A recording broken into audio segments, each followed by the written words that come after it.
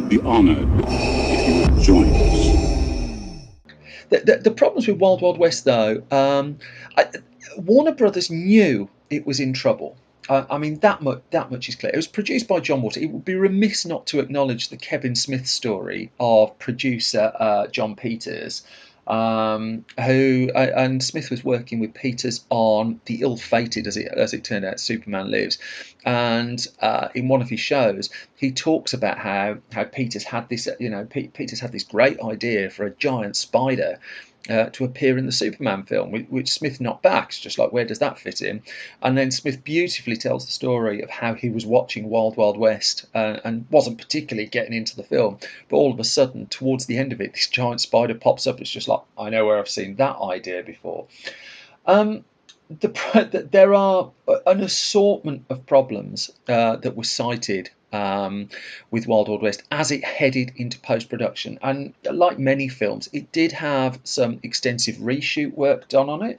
There was 10 days of additional shooting done, although the studio in advance of the film's release was very passionately saying this was not an out of control film. Unusually, though, well, unusually compared to now, because of the physical demands of the film and the huge expense of it, there was 100 days of filming on it that was originally scheduled, and the film on its original shoot went some 14 days over that, and on top of that, there was another 10 days of reshoots and additional filming done, which is what. So that's what my maths is terrible, but that to me says we're looking at what, 124 days of filming. The problem was no one really seemed to agree what the film was, and it kind of depends which report you deal with. In that, the script was changing ridiculously fast and changing often. That Warner Brothers was apparently conflicted over just what kind of blockbuster movie it wanted to put out. Was it looking to put an action film out? Was it looking to put comedy in? And apparently, extra comedy material was filmed and edited into the movie. And I rewatched the movie over the weekend in advance of this, and as impressive, and I think it's overlooked really, as impressive as some of the physical stuff on the film is, the comedy between Will Smith and Kevin Kline, surprisingly, it just never zings. There's never a lot of punch to it. Smith does, the play off between the two of them. I could happily sit and watch Will Smith and Kevin Kline, both gifted comedy performers, but for some reason this double act just doesn't seem to go anywhere. The story just doesn't seem to go anywhere.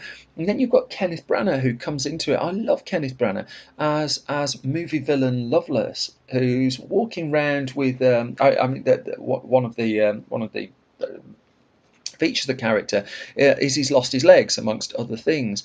And we talked about Batman Returns earlier being at the infancy of digital effects work. Wild Wild West, it was an interesting place because clearly there's a meeting between what digital can do, and again you have to look at this was the summer of The Matrix and The Phantom Menace, and what physical can do. And it really struck me because I watched a Blu-ray of Wild Wild West over the weekend.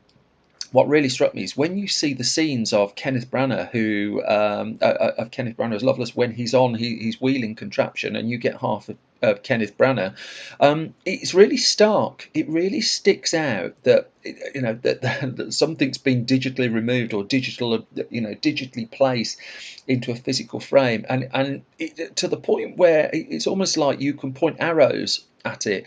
And there is, of course, the old argument that if you notice things like that, you're out of the film and there's a problem with the film. But there is a problem with the film, really. I mean, I was never a massive fan of the movie when it first came out. I was intrigued to see if I warmed to it over time. I was never really bored. But there was just that odd thing that I couldn't understand why it wasn't packing together. The script clearly doesn't help, and the movie. It's pretty well known that the movie was tonally being shifted all over the shop. And it would go on to win several. I'm not a massive fan of the awards, but the Golden Raspberry Awards, it wins several of them. And the only reason I bring that story up, is that Robert Conrad, who did play James West in the original television series, actually turned up in person to collect the awards on the film's behalf, which probably gives you a fair idea of just what he thought of it. That wraps up this part. Head straight over to the next video to continue and get to the final chapter of this film story.